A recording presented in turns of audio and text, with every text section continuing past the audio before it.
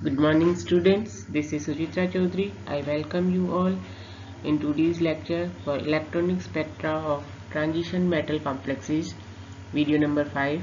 Today we will study Orgel diagram. Previous videos we discussed about the selection rules for electronic transitions and term symbol, ground state term symbol, coupling, etc. Here we will study about the Orgel diagram. Before we start Orgel diagram, we will discuss about the energy level diagram. There are two independent schemes for energy level diagrams for transition metal complexes. One is Orgel diagram, and which are applicable for weak field complexes, and second one is Tanabe-Sugeno diagram, or simply we can say TS diagrams, which are applicable to both weak field as well as strong field complexes. In this class we will study only about the Orgel diagram. In higher classes you will study the TS diagrams also. Before we start Orgel diagrams, we should discuss about basic terms of Orgel diagrams. What is Orgel diagram?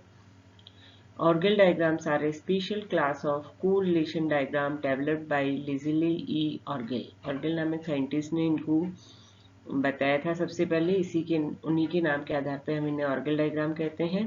ये एक correlation diagram होते हैं।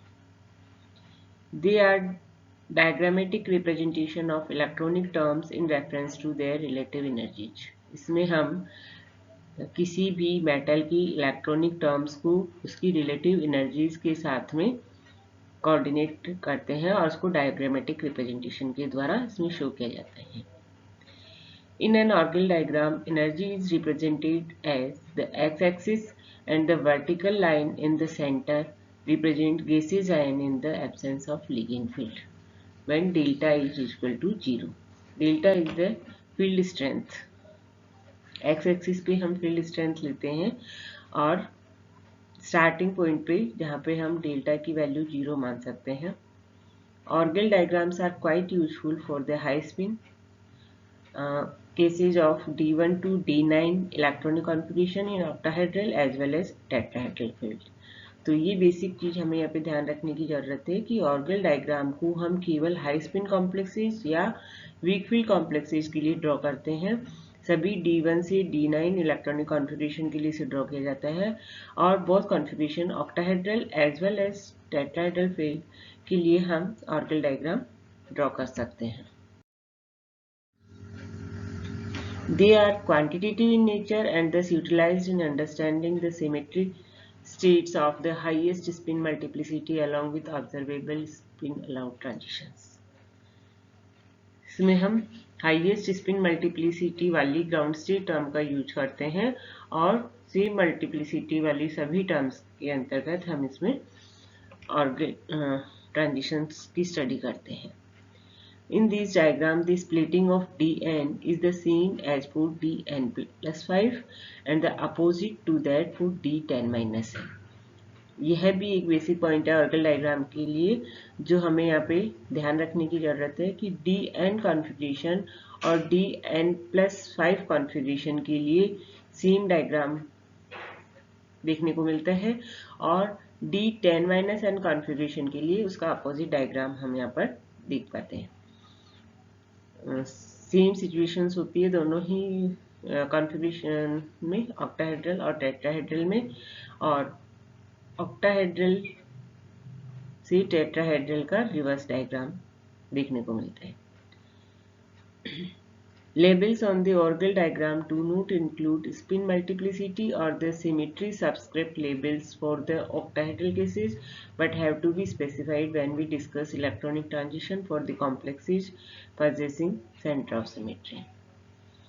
Orgel diagram का जब हम label करते हैं तो उसमें हम स्पिन मल्टीप्लिसिटी को इंक्लूड नहीं करते हैं, सिमेट्री सबस्क्रिप्ट लेबल्स को भी नहीं इंक्लूड करते हैं ऑक्टाहेड्रल केसेस के लिए, लेकिन जब हम इलेक्ट्रॉनिक ट्रांजिशंस को पढ़ते हैं तो इन सब चीज़ों को कंसिडर करते हैं।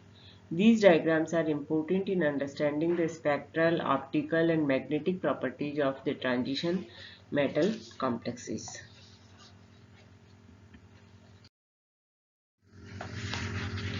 ये एक ऑर्गल डायग्राम है जिसमें हम बता सकते हैं ऑर्गल डायग्राम में क्या हो सकता है, interpretation of electronic spectra of metal ion complexes and good by plotting the energies of split level of a term by increasing ligand field strength। ये किसी भी मेटल की फ्री आयन कंडीशन में उसकी टर्म सिंबल होता है, और जब वो लिगेंड्स के कांटेक्ट इस पोजीशन पे यहाँ पे फील्ड स्ट्रेंथ 0 मानी जाती है, तब इसकी टर्म सिंबल हम इस तरह से रिप्रेजेंट कर सकते हैं।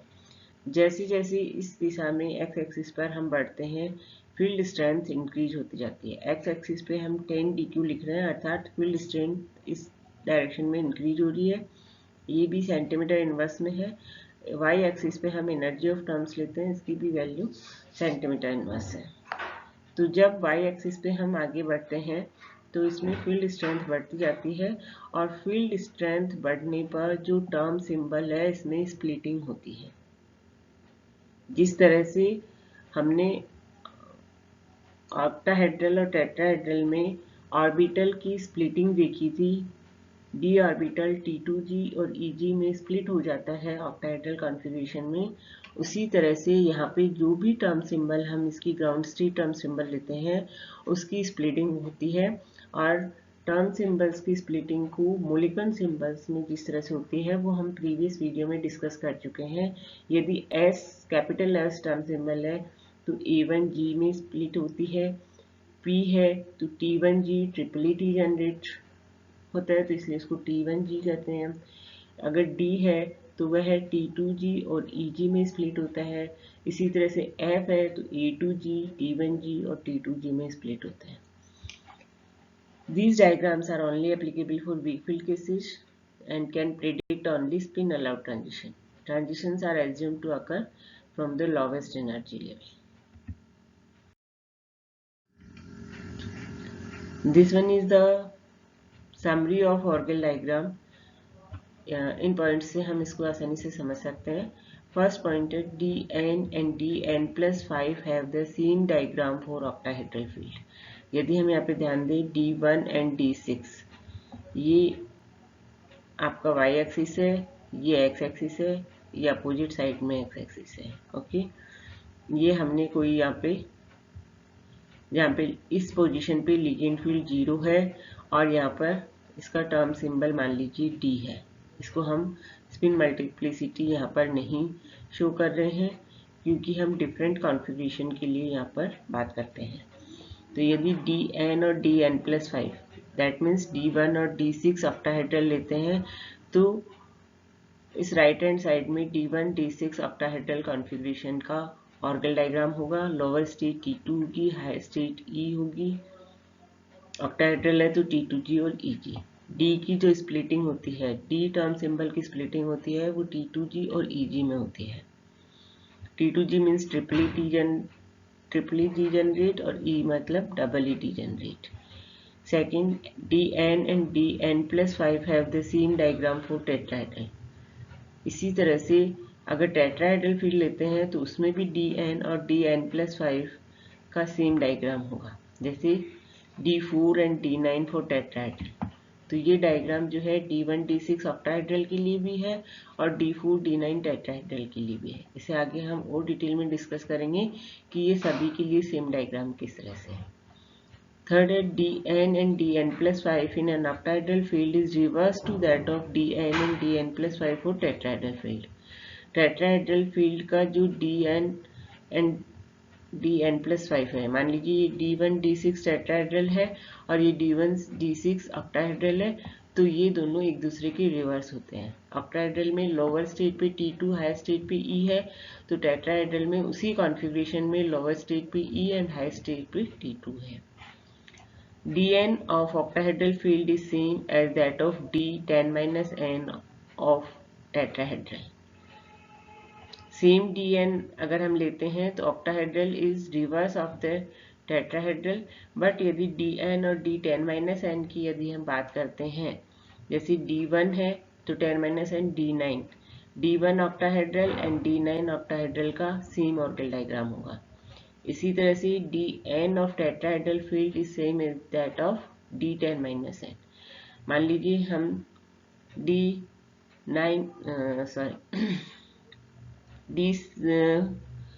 D6 टेट्राहेड्रल की बात करते हैं तो 10 माइनस 6 D4 ऑक्टाहेड्रल इनका सेम ऑर्गल डायग्राम होगा। तो ये कुछ पॉइंट्स हैं जिनको हम ध्यान में रखकर कंप्लीट ऑर्गल डायग्राम ड्रॉ कर सकते हैं। ये ऑर्गल डायग्राम 4 कॉन्फ़िगरेशन के लिए है, D1 D6 octahedral, D4 D9 tetrahedral. इसी तरह से ये डायग्राम अगेन 4 कॉन्फ़िगरेशन के लिए है, D1 D6 tetrahedral and D4 D9 tetrahedral. कहने का तात्पर्य आपको केवल इतना ध्यान रखना है कि n एंड n+5 कॉन्फ़िगरेशन होगा तो उसका सेम डायग्राम होगा। अब हम बात करते हैं Orgel diagram for D1 octahedral case. अभी हमने पहले बताया कि जो ऑर्गल डायग्राम है वो पदों की ऊर्जा E सेंटीमीटर इनवर्स और क्रिस्टल क्षेत्र की प्रबलता DQ सेंटीमीटर इनवर्स के साथ में चित्रित करने वाले सहसंबंध आरेख या कोरिलेशन डायग्राम जो होते हैं उन्हें ही हम ऑर्गल डायग्राम कहते हैं। ऑर्गल डायग्राम बहुत सिंपल होते हैं, इनमें सभी पदों को सम्मिलित नहीं किया जाता है। इसमें केवल उन्हीं टर्म सिंबल्स को सम्मिलित करते हैं जिनकी मल्टीप्लिसिटी सेम होती है। क्यों? क्योंकि इसमें केवल स्पिन अलाउड ट्रांजिशन ही हम स्टडी करते हैं। जैसे यदि हम D2 कॉन्फ़िगरेशन लेते हैं तो वहाँ पे डिफरेंट टर्म सिंबल देखने को मिलते हैं, 3F 1D 3P 1C 1S। इनमें से हम केवल 3F और 3P को ही कंसिडर करेंगे। अभी हम बात कर रहे हैं D1 कॉन्फ़िगरेशन की। तो D1 कॉन्फ़िगरेशन में हम यदि कोई एग्जांपल लेते हैं, हेक्सा एक्वा टाइटेनियम आयन, यह एक ऑक्टाहेड्रल कॉम्प्लेक्स है। टाइटेनियम आयन 6 वाटर मॉलिक्यूल से ऑक्टाहेड्रली घिरा हुआ है। इसमें टाइटेनियम +3 मेटल है। यदि हम फ्री मेटल की बात करते हैं तो टाइटेनियम +3 मेटल आयन है जिसका इलेक्ट्रॉनिक कॉन्फ़िगरेशन D1 है। तो the crystal field splitting will lead to lifting of degeneracy of the 5d orbitals and thus lower T2g level will now be occupied. D1 configuration है, लेकिन जब यह 6 ligand के contact में आता है तो क्रिस्टल फील्ड स्प्लिटिंग होती है, d ऑर्बिटल को स्प्लिट हो जाते हैं और ऑक्टाहेड्रल कॉन्फ़िगरेशन में जैसे कि हम जानते हैं लोअर स्टेट भी T2g ऑर्बिटल होंगे, हायर एनर्जी स्टेट भी Eg होंगे। तो इसका जो कॉन्फ़िगरेशन होगा वो T2g1 Eg0 कॉन्फ़िगरेशन यहाँ पर होगा। और जब यह कॉम्प्लेक्स, क्योंकि अब यह एक कॉम्प्लेक्स आयन में कन्वर्ट हो चुका है 6 वाटर मॉलिक्यूल के साथ में जुड़ करके, और जब इस कॉम्प्लेक्स आयन पर हम लाइट बम्बार्डमेंट करते हैं, अर्थात एब्जॉर्प्शन ऑफ लाइट इसमें यदि होता है, तो T2g1 Eg0 कॉन्फ़िगरेशन से इलेक्ट्रॉन एक्साइटेड होकर के हायर एनर्जी की Eg ऑर्बिटल में ट्रांसफर हो जाता है और कॉन्फ़िगरेशन हो जाएगा T2g0 Eg1, अर्थात एब्जॉर्प्शन ऑफ लाइट पे इसके इलेक्ट्रॉनिक कॉन्फ़िगरेशन में ये चेंज हो जाएगा। तो the ground state free ion term for the configuration can be calculated as follow. तो जब भी किसी भी कॉन्फ़िगरेशन का हमें ऑर्गल डायग्राम बनाना होता है तो सबसे पहले हम उसकी ground state term free ion term calculate करते हैं। ग्राउंड स्टेट कैलकुलेट करना, हालांकि हम प्रीवियस क्लासेस में इसको स्टडी कर चुके हैं, फिर भी ब्रीफली हम इस कॉन्फ़िगरेशन के लिए यदि देखते हैं तो total orbital angular momentum L यदि हम निकालें, क्योंकि यहाँ पे 1 इलेक्ट्रॉन है तो L की वैल्यू होगी 2। Total spin angular momentum value की यदि हम बात करते हैं तो 1 इलेक्ट्रॉन है, अनपेयर्ड है, तो उसका स्पिन मोमेंटम वैल्यू होगा हाफ, और स्पिन मल्टीप्लिसिटी 2s+1 की तरह कैलकुलेट करने पे आती है 2।